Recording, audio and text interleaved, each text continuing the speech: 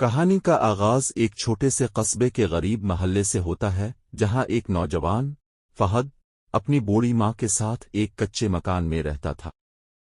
فہد کا بچپن غربت، محرومی اور تکلیفوں کے سائے میں گزرا۔ والد کئی سال پہلے ایک حادثے میں جاں بحق ہو چکے تھے۔ ماں، جو ایک اسکول میں صفائی کا کام کرتی تھی، اپنے بیٹے کو پڑھانا چاہتی تھی تاکہ وہ زندگی جیے جس کا خواب وہ خود کبھی نہ دیکھ سکی۔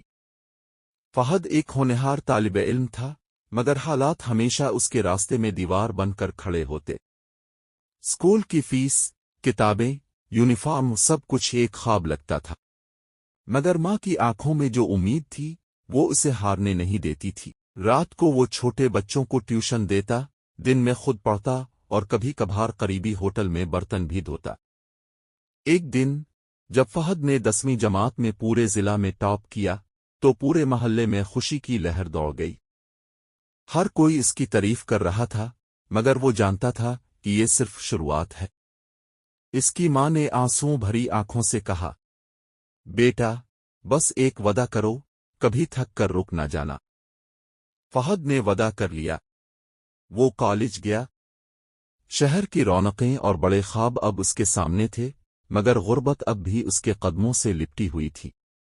وہ دن رات محنت کرتا، کالج کے بعد پارٹ ٹائم کام کرتا، کبھی لائبریری میں بیٹھ کر گھنٹوں مطالعہ کرتا۔ اس کے دوست مزے کرتے، گھومتے، سیر سپاٹے کرتے، مگر وہ صرف ماں کی دعاؤں اور اپنے خوابوں میں جیتا تھا۔ وقت گزرتا گیا۔ ایک دن ایسا آیا جب فہد کو ایک بڑی یونیورسٹی میں اسکالرشپ مل گئی۔ وہ ایک انجینئر بننے جا رہا تھا، وہ خواب جو اس نے برسوں پہلے ماں کی گود میں بیٹھ کر دیکھا تھا۔ مگر قسمت نے ایک اور امتحان لینا تھا۔ ماں شدید بیمار ہو گئی۔ اسپتال کا خرچ، دوائیاں اور پڑھائی، سب کچھ فہد کے کندھوں پر آ گیا۔ وہ دن میں کلاسز لیتا، رات کو اسپتال میں ماں کے سرہانے بیٹھتا۔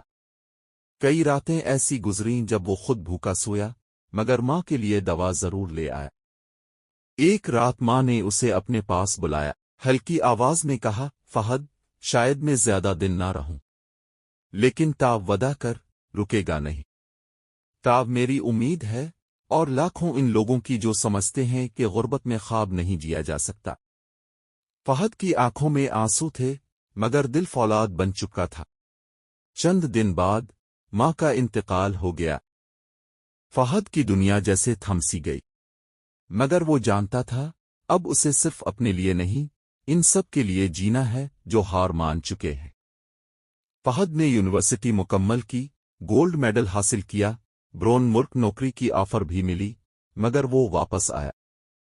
ایک ایسا تعلیمی ادارہ قائم کیا جہاں غریب بچوں کو مفت تعلیم، کتابیں اور خواب دیکھنے کا حوصلہ دیا جاتا ہے۔ آج اس کے اسکول میں ہزاروں بچے پڑھ رہے ہیں۔